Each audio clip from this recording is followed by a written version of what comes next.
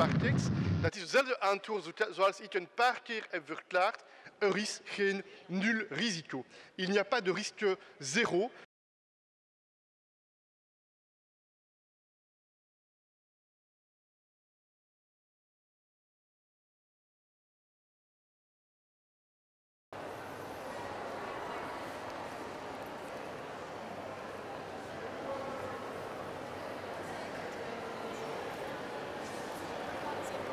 Ce qu'il faut, par exemple, faire quand on rentre dans un lieu public, c'est d'analyser son environnement, regarder où sont les sorties de secours. Donc j'en vois une ici en haut, j'en vois une juste là. Donc ça devient instinctif. C'est quand on va dans un lieu comme une gare, un festival, un cinéma, eh bien on regarde où sont les issues de secours. Donc c'est la première chose à faire quand on rentre dans un lieu public. Et on n'a pas l'impression de devenir un peu parano en regardant tout le temps où sont les issues de secours? Non, parce que de un, ce n'est pas très contraignant comme mesure. Et puis, c'est simplement un acte de vigilance. Quand vous traversez la rue, eh bien, vous regardez à gauche, à droite. Ici, c'est la même chose. Quand vous rentrez dans un lieu public, regardez où sont les issues de secours.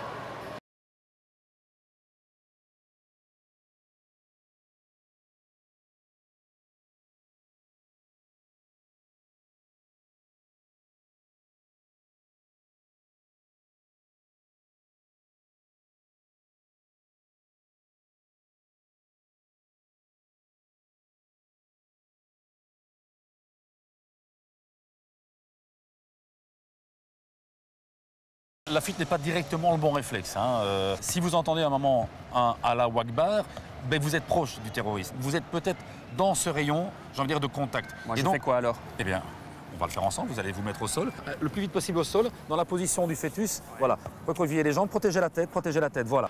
On minimise la surface d'impact. Vous protégez à un moment la tête, vous protégez les parties génitales, certains organes, etc. Voilà. Je ne dis pas qu'il n'y a peut-être pas, selon l'endroit, des choses qui viendront toucher les fesses de dos, okay, mais on minimise. Ici, ou encore ici, ou encore là.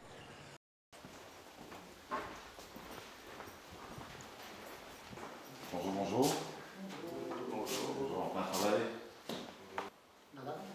La fuite, le flight, ok. Freeze, qui est le fait de se tétaniser, de se figer, et on rentre dans l'esprit de se cacher.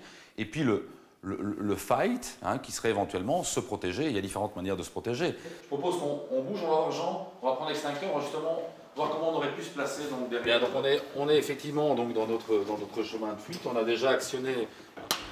Vous passez à côté, ça mange pas de pain, boum. Et pourquoi est-ce qu'il faut faire ça? Pourquoi est-ce qu'il faut l'actionner?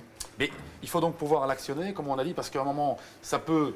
Déjà, ça va déclencher une alarme. Ça peut, par un système de télétransmetteur, prévenir des services de secours parce qu'à l'extérieur, on ne sait peut-être pas ce qui se passe ici dedans. Et donc, on va à chaque fois créer des obstacles supplémentaires, être dans le noir, avoir des portes coupe-feu qui se sont refermées. Mais pour ceux qui sont les occupants des lieux et qui veulent fuir, surtout des portes de secours, elles qui vont pouvoir éventuellement se libérer. Ça vous oubliez, ça vous prendrait trop de temps, évidemment. Mais le canapé, le pot de fleurs, ça c'est jouable pour constituer quelque chose qui va bloquer. Mais on a également l'autre option de laisser simplement...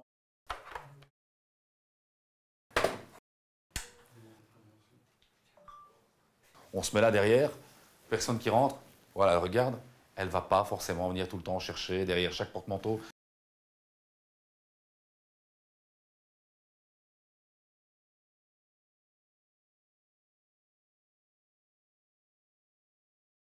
Bien, on a donc pu trouver un extincteur pas très loin. On va prendre Loïc qui a déjà justement une arme. Voilà, une arme, on va lui demander de se mettre derrière. Jean, on va peut-être se mettre de ce côté-ci justement. Toujours se mettre du côté ouvrant. On va pouvoir viser le visage. Voilà, voilà ce que ça donne en clair. On a effectivement des produits qui vont irriter les yeux. On va en prendre plein la bouche, le nez, etc.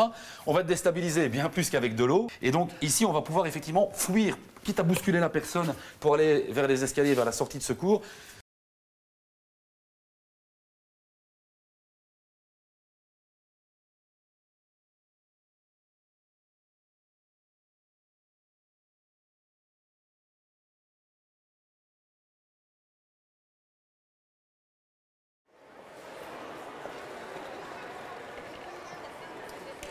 Antoine, cette fiche, comment ça se fait qu'elle ne se trouve pas ici, affichée sur les piliers de la gare?